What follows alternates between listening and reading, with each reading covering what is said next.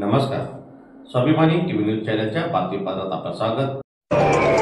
धुळे जिल्हाधिकारी कार्यालयात महिला लोकशाही दिनाचे करण्यात आले आज आयोजन।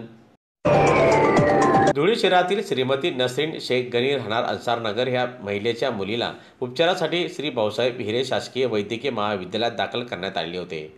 उपचाराकरता पीडित महिलेच्या मुलीला खासगी रुग्णालयात घेऊन जा असे येथील डॉक्टरांनी सांगितले। पीडित महिलेने आम्ही घरीपासून आमच्याकडे खासगीत जाण्यासाठी तेवढे पैसे नाही असे सांगितले असता डॉक्टरांना त्या संदर्भात राग आला। पीडित महिलेला डॉक्टरांनी शिवीगाळ करीत तिचा अपमान केला।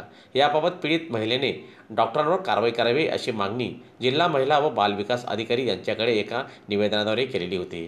त्या संदर्भात आज रोजी धुळे जिल्हाधिकारी कार्यालयात या विषयाबाबत महिला लोकशाही दिनाचे आयोजन करण्यात आले होते।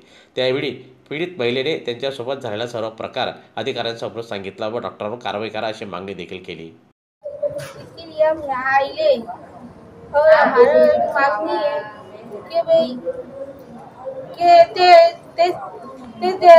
डॉक्टर है ना, त्यांनी आम्हाला भरपूर शिवा दिले, काय काय बोलले, आमची मुलगीला लई त्रास झालेला आहे। आम्ही त्यांना तिकडून काढून प्रायव्हेट दवाखान्यात घेऊन गेलेले। आमच्या मागणी आहे का ते जितकं पण आहे कॅमेरामध्ये शूट झालेलं आहे, जे पण आहे ते इथे आलेले आम्ही आम्हाला दोषी डॉक्टर करण्यासाठी। आज जे महिला लोकशाही दिवस होता, आम्ही जे सर्वोच्च रुग्णालय हिरे मेडिकल कॉलेज महाविद्यालय यांच्या संदर्भात तक्रार केलेली आहे।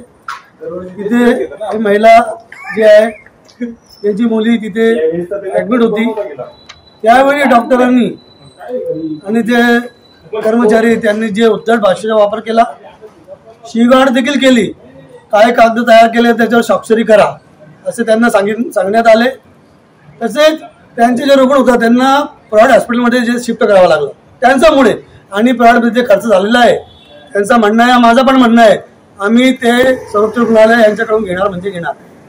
आता हे सर्व जी घटना आहे CCTV फुटेज त्याच्यात आहे, कॅमेरामध्ये ती घटना आलेली आहे, आणि आम्ही त्यांना जे पहिल्या दिवशी सांगितलं होतं की तुम्ही हे सर्व काय करा, सुरक्षित करा, हे नष्ट होता कामा नाही। आम्ही तसा निवेदन लेखी दिलेला आहे, त्याची पाऊस देखील आमच्याकडे, ते आम्हाला फुटेज दाखवा।